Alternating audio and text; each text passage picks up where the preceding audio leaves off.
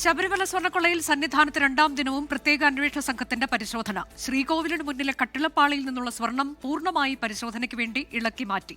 ഇതിനിടെ smart creations ഉടമ പങ്കജ് ഭണ്ഡാരിയുടെ ജാമ്യാപേക്ഷ ഹൈക്കോടതി തള്ളി. ഇന്നലെ നട തുറന്നതിനു പിന്നാലെ സന്നിധാനത്ത് തുടങ്ങിയ SITയുടെ പരിശോധന രണ്ടാം ദിനവും തുടരുകയാണ്. തൂണുകളിൽ നിന്നും ദ്വാരപാലക ശില്പത്തിൽ നിന്നും സ്വർണം ഇളക്കി മാറ്റിയതിനു പിന്നാലെ ശ്രീകോവിലിന്റെ മുമ്പിലെ കട്ടിളപ്പാളിയിൽ നിന്നും സ്വർണം ഇളക്കിയെടുത്തു.